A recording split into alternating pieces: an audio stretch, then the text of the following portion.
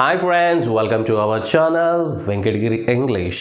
Friends, మీకు already తమిళలో చూసిన విధంగా ఈరోజు ఒక మెమరీ టెక్నిక్తో మీకు ఏ విధంగా వొకాబులరీని గుర్తుపెట్టుకోవాలి అనేది చెప్తానండి. అయితే what is the importance of vocabulary అనేది ముందు తెలుసుకుందాం. జస్ట్ ఇమాజిన్, ఏంటి బాటిల్ అనుకుంటున్నారా చేతిలో? To explain with example I have taken this demo అండి. యాక్చువల్లీ ఇదేంటి? Water bottle. What is most important in this bottle? Either water or bottle. కొంతమంది bottle అంటారు, కొంతమంది వాటర్ అంటారు. కానీ ఇన్ఫ్యాక్ట్ చూస్తే మనకు వాటర్ లేకుండా బాటిల్ ఏం చేసుకుంటామండి? డస్ట్బిన్లో అలా పారేస్తాం, అంతేనా? ఈ స్ట్రక్చర్తో నిర్మించినటువంటి ఒక bottle it is equal to grammar. Okay, అంటే నేను గ్రామర్ని వేస్ట్ అని చెప్పట్లేదండి. జస్ట్ ఎక్స్ప్లెయిన్ చేస్తున్నాను. అంటే ఇది ఇంపార్టెంట్, ఇది ఇంపార్టెంట్, ఎలా ఇంపార్టెంట్ అనేది చెప్తాను. ఓకేనా? లోపల ఉండేది వొకాబులరీ అనుకుందాం. ఓకే, ఈ వొకాబులరీ లేకపోతే మనం ఎన్ని గ్రామర్ స్ట్రక్చర్స్ నేర్చుకున్నా కానీ వేస్టే కదండి. కాబట్టి మనకి వొకాబులరీ కూడా చాలా ఇంపార్టెంట్. అయితే వొకాబులరీలో కూడా మనకు 2 టైప్స్ ఆఫ్ వొకాబులరీ ఉంటాయండి, active vocabulary and passive vocabulary. Active vocabulary and passive vocabulary మీరు చూసినట్లయితే యాక్టివ్ వొకాబులరీ స్పోకెన్ ఇంగ్లీష్కి ఎక్కువగా మనకు వాడుక భాషలో ఉపయోగిస్తుంటాం. అండ్ ప్యాసివ్ వొకాబులరీ ఖచ్చితంగా ప్యాసివ్ వొకాబులరీ ఉపయోగించేటప్పుడు మనం స్ట్రక్చర్ కూడా ఉపయోగించాలి, గ్రామర్ కూడా చాలా చాలా ఇంపార్టెంట్ దాంట్లో. ఓకే, అయితే ఒకటి గ్రామర్ నేర్చుకున్నంత మాత్రం సరిపోదండి. ఫర్ ఎగ్జాంపుల్ ఒక లెటర్ రాయాలండి, అఫీషియల్ లెటర్ రాయాలి. అఫీషియల్ లెటర్ రాయాలంటే మీకు నాకంతా గ్రామర్ వచ్చేసి నేను రాసేస్తుంటే కాదు కదండి. సెంటెన్స్ ఫ్రేజెస్ ఉంటాయి, వర్డ్ ఫ్రేజెస్ ఉంటాయి, వొకాబులరీ ఉంటుంది, డిఫికల్ట్ వొకాబులరీ ఉంటుంది. మీరు సింపుల్గా రాస్తే అక్కడ సరిపోదు అఫీషియల్లో. ఓకేనా? ఇలాంటి సందర్భాల్లో మనం వొకాబులరీని ఎలా డెవలప్ చేసుకోవాలి? చాలామంది నాకు కాల్ చేసి కూడా చెప్తున్నారు, మన సబ్స్క్రైబర్స్ ఎవరైతే ఉన్నారో, వొకాబులరీ మీద కొన్ని వీడియోస్ చేయండి. అంటే ఏమమ్మా, ఎందుకు, what is the problem with vocabulary అంటే, వొకాబులరీ మేము ప్రతిరోజు ఒక 5 వర్డ్స్ని తీసుకొని గుర్తుపెట్టుకోవాలని ట్రై చేసాం సార్. ఒక 4-5 రోజులకి ఆ విషయాన్ని మేము మర్చిపోతున్నాము. లేకపోతే మేము ఏదైతే చదివామో అవి ఎప్పటికప్పుడు గుర్తుంటున్నాయి కానీ పాస్ట్లో ఏదైతే చదివామో అవన్నీ మర్చిపోతున్నాము అని చెప్పి ఒక కంప్లైంట్ అయితే మనకు రేస్ చేయడం జరిగింది. దానికోసం ఈ వీడియో మీకోసం నేను ప్రత్యేకంగా చేస్తున్న వీడియో అండి. ఓకేనా? అయితే నిజంగా వాస్తవం మీరు చెప్పింది కరెక్టే అండి. ఎందుకోసం అంటే ఒక వొకాబులరీ మనం నేర్చుకుంటే అది కొద్ది రోజులకి మర్చిపోవడం జరుగుతుంది. ఎందుకు అంటే దాన్ని ఉపయోగంలో పెట్టకపోవడం వల్ల మనకు మర్చిపోతాం. మరి యూసేజ్లో పెట్టేదానికంటే ముందే అసలు ఎలా గుర్తుపెట్టుకోవాలి అనేది ఈరోజు కాన్సెప్ట్ అండి.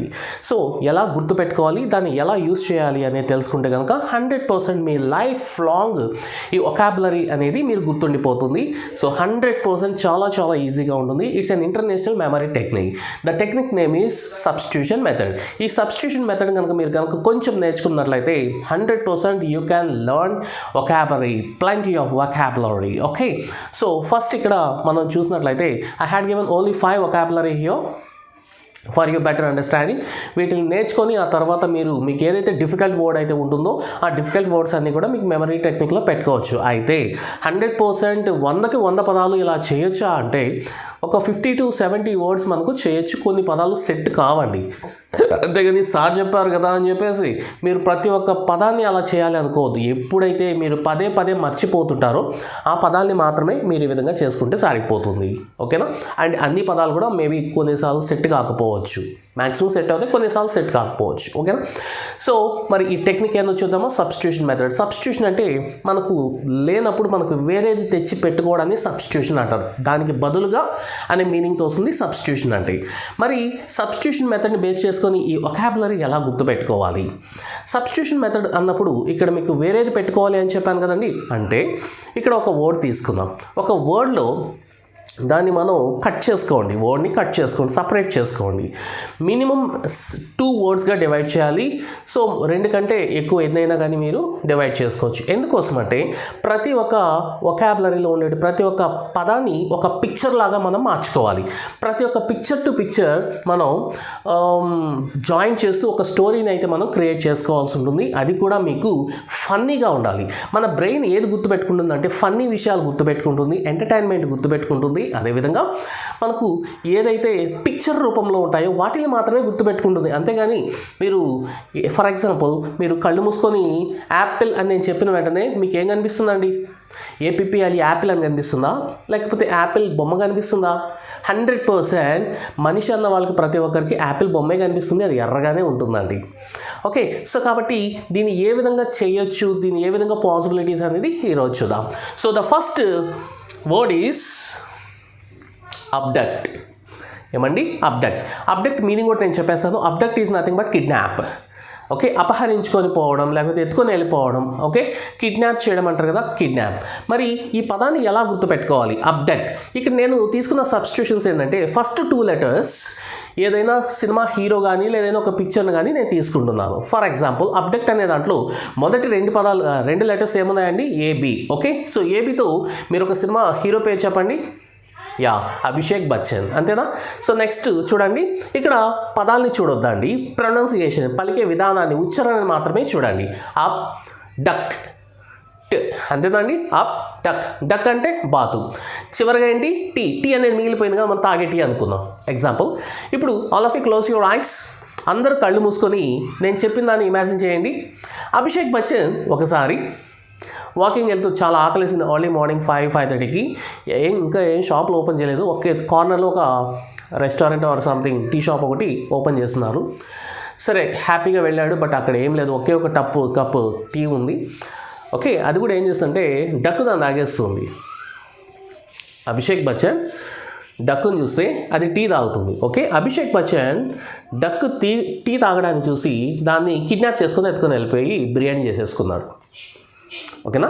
అభిషేక్ బచ్చన్ డక్కుని కిడ్నాప్ చేసి, ఓకే, డక్కుని టీ తాగుతుంటే కిడ్నాప్ చేసి తీసుకొని వెళ్ళిపోయాడు అని అనగానే నెక్స్ట్ ఎప్పుడైనా మీకు ఆ పదం గుర్తుంటే, ఓపెన్ యువర్ ఐస్, మీకు నెక్స్ట్ పదం కనుక ఎప్పుడైనా గుర్తుంటే కనుక 100% అంటే చూస్తే కనుక అనగానే Abhishek Bachchan duck tea kidnap.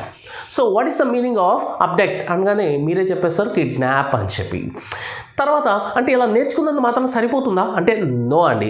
ఇలా నేర్చుకుంటే మీరు ఒక 10 రోజులు 15 రోజులు లేదా మహా అంటే ఒక 1 month బాగా గుర్తుపెట్టుకుంటారు according to your memory capacity. అయితే దీన్ని లైఫ్ లాంగ్ ఎలా గుర్తుపెట్టుకోవాలి అనుకుంటే, ఎప్పుడైతే మనం పదాన్ని ఉపయోగించామో పదాన్ని డివైడ్ చేసుకొని వొకాబులరీ నేర్చుకున్నామో ఆ తర్వాత మీరు వెంటనే చేయాల్సిన పని ఏంటంటే దాన్ని ఉపయోగంలో పెట్టడం. అంటే ఇప్పుడు నేను అది చెప్పాను కదండి, మీరు ఇంటర్నెట్ ద్వారా కానీ లేకపోతే ఒక బుక్లో కానీ తీసుకొని దాని ఎగ్జాంపుల్స్ ఒక 4-5 మీరు ప్రిపేర్ చేసుకొని, లేదంటే మీ ఓన్ ఎక్స్పీరియన్స్ ద్వారా మీరు కనుక తీసుకొని ప్రిపేర్ చేసుకుంటే కనుక చాలా వరకు గుర్తుపెట్టుకునేటువంటి స్కోప్ అయితే ఉంటుందండి. ఓకేనా? ఎగ్జాంపుల్ చూద్దాం.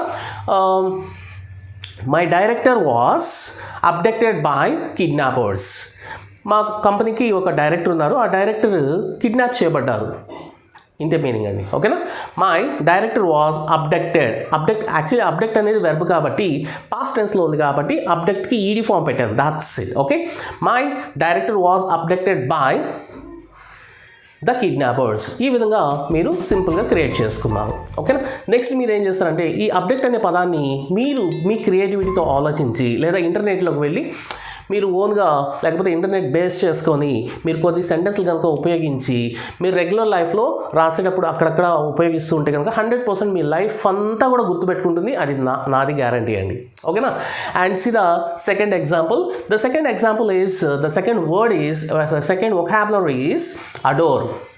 ఇక్కడ చూసారంటే స్పెల్లింగ్ ఈజ్ ADORE. అడోర్ అంటే పూజించడం అండి. ఓకే, ఎవరైనా ఒక మంచి పని చేస్తే వాళ్ళని కొలవడం, ఎవరైనా మంచి పని చేస్తే వాళ్ళని పూజించడం, ఇలా మీనింగ్తో వస్తుంది. లేదా దేవుణ్ణి పూజించడం. సో ఒక మాటలో చెప్పాలంటే worship. Adore is nothing but పూజించడం, వర్షిప్. ఓకే అండి, ఇప్పుడు మనం ఒక ఏం చెప్పాను ముందు ఆల్రెడీ 2 letters మనం ఏదైనా ఒక హీరో కానీ హీరోయిన్ పేరు కానీ లేదా కమెడియన్ పేర్లు కానీ తీసుకోమని చెప్పాను కదండి. సో ఫస్ట్ నాకు ఏడి అనగానే ఏం చేస్తాం? ఆది, రైట్? సో మనకు సాయి కుమార్ గారు కొడుకున్నారు కదండి హీరో, ఆదిని తీసుకుంటాం. నెక్స్ట్ ఇక్కడ బాగా అర్థం చేయండి, అడోర్ ఏడి ఆది అయిపోయింది, ORE కదా ఉంది. సో OREతో మనకి ఏ పదం రాదండి ఇన్ఫ్యాక్ట్. అందుకోసం మళ్ళీ నేను డీని రిపీట్ చేసుకుంటున్నాను. ఓకే, ఆది మళ్ళీ డీ పెట్టుకుందాం, డోర్, ఆది డోర్. ఓకే, ఈ 2 ఇమేజెస్ మనకు హెల్ప్ చేస్తాయి ఈ వర్డ్ని గుర్తుపెట్టుకునేదానికి. So close your eyes all of you. ఆది ఒకసారి ఇమాజిన్ చేసుకోండి, ఇప్పుడే ఫ్రెష్గా స్నానం చేసి మడిగట్టుకున్నాడు. సో మడిగట్టుకొని అందరు దేవుడికి పూజ చేస్తుంటే అతను ఒక డోర్కి పూజ చేస్తున్నాడు. ఈజీ. సో డోర్కి పూజ చేస్తున్నాడు. ఈసారి ఎప్పుడైనా కనుక వర్డ్ కనిపించినట్లయితే అడోర్, ఏడి అంటే ఆది, డోర్ అంటే మీకు డోర్ తెలిసిందే. సో ఆది డోర్కి ఏం చేస్తున్నాడు? పూజ చేస్తున్నాడు. సో అడోర్ అనగానే మీకు ఏం గుర్తొస్తుంది? పూజించడం, వర్షిప్. ఇలా మీకు చాలా చక్కగా అయితే గుర్తొచ్చేస్తుందండి. మరి ఏ విధంగా దీన్ని ఎగ్జాంపుల్ తీసుకుంటాం అనేది ఇప్పుడు చూద్దాం. He is a good doctor. All of he's patients adore him. Okay, అతను చాలా మంచి డాక్టర్ అంట, కాబట్టి పేషెంట్స్ అందరూ కూడా అతన్ని పూజిస్తారు దేవుళ్ళలాగా.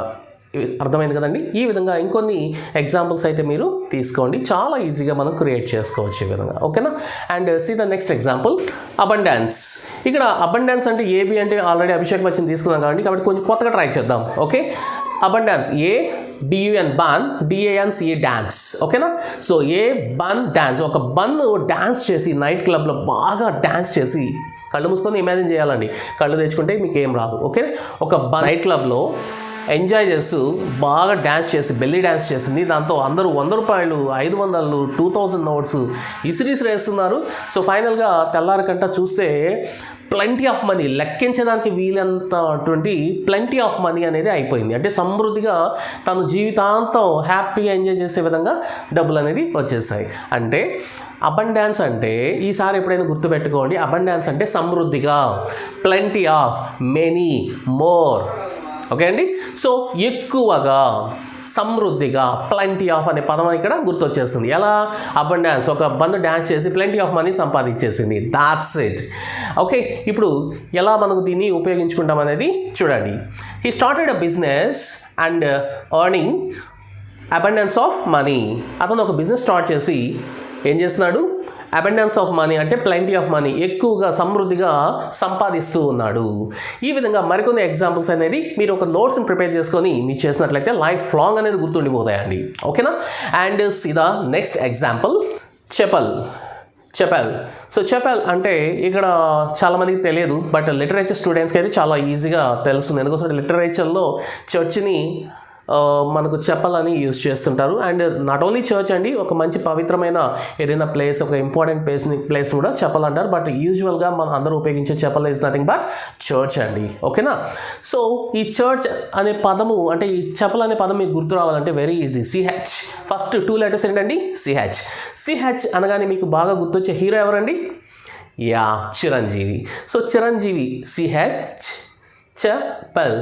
Okay, apple, chapel, chapel, Chiranjeevi, apple. So ఒకసారి ఏం చేశారంటే చిరంజీవి గారు చర్చికి వెళ్ళి బ్లూ కలర్లో ఉండేటువంటి యాపిల్స్ని పంచాడు. ఓకేనా? సో ఒకసారి చిరంజీవి గారు బ్లూ కలర్లో ఉండేటువంటి యాపిల్స్ని అందరికీ పంచారు. ఇక్కడ బ్లూ కలర్ ఎందుకని చెప్పామంటే మన మైండ్ ఎప్పుడు కూడా రెడ్ కలర్ అంటే అది క్యాజువల్గా తీసుకుంటుంది. బ్లూ కలర్ అన్నప్పుడు మాత్రం డిఫరెంట్గా ఉంటుంది కాబట్టి, ఫన్నీగా ఉంటుంది కాబట్టి అది గుర్తుపెట్టుకోవడానికి స్కోప్ ఎక్కువ ఉంటుంది. That's why I have used blue. ఓకేనా?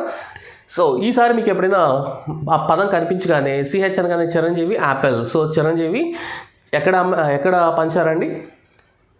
చర్చ్లో. సో కాబట్టి చెప్పల్ ఈజ్ నథింగ్ బట్ చర్చ్. ఈ విధంగా చాలా సింపుల్గా అయితే మనం పదాలని గుర్తుపెట్టేసుకోవచ్చు. నెక్స్ట్ ఫ్యూ మోర్ సెంటెన్సెస్ అనేది మీరు ప్రిపేర్ చేసుకోండి. సో దానికంటే ముందుగా ఒక ఎగ్జాంపుల్ మనం తీసుకుందాం. Okay, I go to chapel on every Sunday. నేను ప్రతి సండే నేను చెప్పల్కి వెళ్తాను, చర్చ్కి వెళ్తాను. ఈ విధంగా మనం చాలా సింపుల్గా అయితే ఉపయోగించుకోవచ్చు అండి. ఓకేనా? అండ్ సీదా next one more beautiful word అండి, వొకాబులరీ ఎలా గుర్తుపెట్టుకోవాలనేది ఇప్పుడు చూద్దాం. The last one, adjourn. Adjourn అంటే చాలా మంది వినే ఉంటారు ఈ వర్డ్, బట్ చాలామందికి తెలియని వర్డ్ కూడా. మామూలుగా జడ్జ్ టైం అయిపోయిన తర్వాత ద కోర్ట్ ఈజ్ అడ్జర్న్ అంటారు. ద కోర్ట్ ఈజ్ అడ్జర్న్ అంటే కోర్టు వాయిదా వేయబడింది, లేదు ఈ కేసు నెక్స్ట్ వీక్కి వాయిదా వేయబడుతుంది. ఇలా చెప్పాలి అనుకున్నప్పుడు అడ్జర్న్. వాయిదాని మనం అడ్జర్న్. ఓకేనా? పోస్ట్ పోన్, ఇంగ్లీష్లో ఏమంటారండి? Post phone. మరి ఈ పదాన్ని గుర్తుపెట్టుకోవాలంటే ఎలా అనేది ఇప్పుడు చూద్దాం. ఓకేనా? సో అడ్జర్న్ ఫస్ట్ 2 లెటర్స్ ఏంటంటే ఏడి అనగానే మీకు ఆల్రెడీ ముందు తీసుకున్నాం కదండి, ఆది. ఓకేనా? సో ఆది నెక్స్ట్ JOURN కదా, జర్నీ. ఆది పెళ్లి చూపులకి జర్నీ చేసేదానికి జస్ట్ ఇప్పుడే కారు ఎక్కాడు. వెంటనే ఒక నల్ల పిల్లి ఎదురొచ్చిందండి. ఆ నల్ల పిల్లి ఎంత ఉందంటే ఒక పెద్ద ఏనుగు అంత ఉంది. అలా ఇమాజిన్ చేసుకుంటే మీకు బాగా గుర్తుంటుంది. Close your ice and imagine. అది చూసి భయపడిపోయి అది బ్యాడ్గా ఫీల్ అయ్యి అతని జర్నీని పోస్ట్ పోన్ చేసుకున్నాడు. That's it. కళ్ళు మూసుకొని ఇలా ఇమాజిన్ చేయండి. ఈసారి ఎప్పుడైనా అర్జెంట్ అనగానే ఆది జర్నీ నెక్స్ట్ ఆ నల్లపిల్ల ఎదురు రావడం, సో క్యాన్సిల్ కాదండి, పోస్ట్పోన్ చేయడం అనేది మీకు గుర్తొచ్చేస్తుంది. ఓకేనా? సో చాలా ఈజీగా ఉంది కదండి. సో దీని ఎగ్జాంపుల్ ఏ విధంగా తీసుకుంటాం అనేది చూద్దాం. The case was adjourn to the next month. ఈ కేసు లేదా ఆ కేసు నెక్స్ట్ మంత్కి వాయిదా వేయబడింది. ఈ విధంగా చాలా అంటే చాలా సింపుల్గా ఉంటాయండి ఈ మెమరీ టెక్నిక్స్. చాలా అంటే చాలా ఎఫెక్టివ్ కూడా అండి. మీరు జస్ట్ చూసి నవ్వుకోవచ్చు, బట్ ఎంత పవర్ఫుల్ అంటే అంత పవర్ఫుల్ అండి. సో ప్రాచీన కాలంలో చాలామంది ఉపయోగించిన టెక్నిక్, బట్ మీకోసం అని చెప్పి మన ప్రేక్షకుల కోసం అని చెప్పి ఈరోజు మీ ముందుకు తీసుకురావడం జరిగింది. So using those vocabulary, using the substitution method, you just can prepare many more words to remember. Okay, if you like this video, you please share to your friends and family members. Don't forget to subscribe my channel. Thank you so much.